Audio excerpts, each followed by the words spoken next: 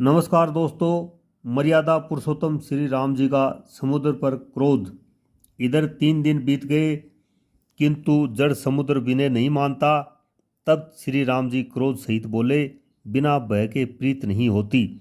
हे लक्ष्मण, धनुष बाण लाओ, मैं अग्नि बाण से समुद्र को सोख डालूं।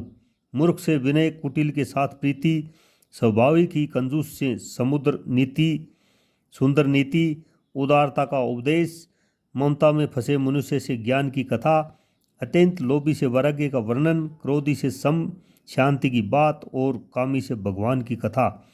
इनका वैसा ही फल होता है जैसा बंजर जमीन में बीज बोने से होता है, अर्थात ऊसर में बीज बोने की भांति यह सब व्यर्थ जाता है। ऐसा कहकर श्री रघुनाथ जी ने धनुष चढ़ाया। यह मत लक्ष्मण जी के मन को बहुत अच्छा लगा।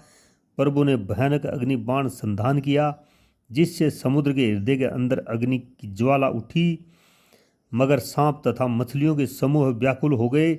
जब समुद्र ने जीवों को जलते जाना, तब सोने के थाल में अनेक मणियों रत्नों को भरकर अभिमान छोड़कर वह ब्राह्मण के रूप में आया। गरुड़ जी सुनिए, चाहे कोई करोड़ों उपाय करके सींचे, पर केला तो काटने पर ही फलता है। नीच विनय से नहीं मानता, वह डांटने पर ही झुकता है, रास्ते पर आता है।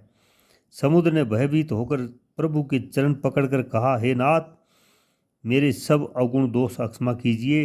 हे नाथ, आकाश, वायु, अग्नि, जल और पृथ्वी, इन सब की करनी स्वभाव से ही जड़ है। आपकी प्रेरणा से माया ने इन्हें सृष्टि के लिए उत्पन्न किया है। सब ग्रंथों ने यही गाया है। जिसके लिए स्वामी की जैसी आज्ञा है, वह उसी प्रकार से रहने में सुख पाता है। प्रभु ने अच्छा किया जो मुझे शिक्षा मतलब कि दंड दिया, किंतु मर्यादा जीवों का स्वभाव भी आपकी ही बनाई हुई है। ढोल, ग्वार, शूद्र, पशु और स्त्री, ये सब शिक्षा के अधिकारी हैं।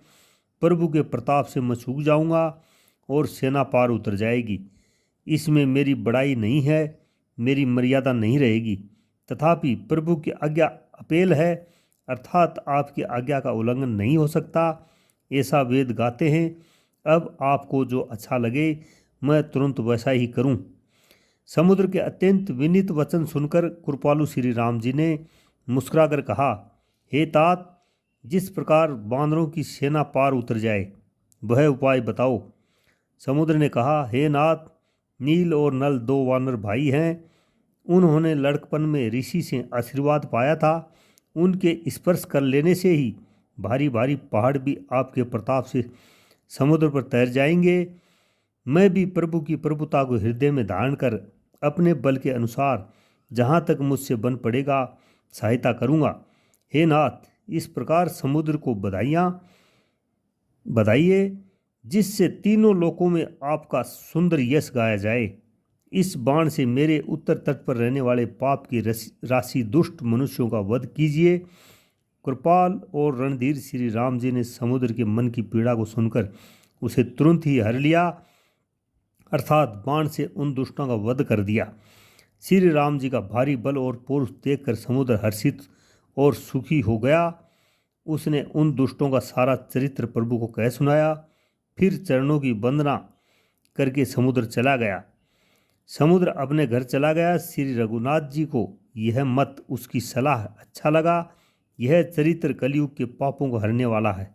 इसे तुलसीदास ने अपनी बुद्धि के अनुसार गाया है। श्री रघुनाथ जी के गुण का समूह सुख के धाम, संदेह का नाश करने वाले और विषाद का दमन करने वाले हैं। अरे मूर्ख मन, तो संसार का सब आशा भरोसा त्याग कर निरंतर इन्हें गा और सुन। श्री रघुनाथ जी का गुणगान संपूर्ण सुंदर मंगलों के देने वाला है। जो इसे आदर सहित सुनेंगे, वे बिना किसी जहाज या अन्य साधन के ही भवसागर को पार तैर जाएंगे। कलयुग के समस्त पापों का नाश करने वाले श्री रामचरितमानस का ये 5वां सोपान यहीं पर समाप्त होता है। दोस्तों, अगर आपको ये अच्छा लगा हो तो लाइक करें, शेयर करें, सब्सक्राइब करें। जय श्री राम।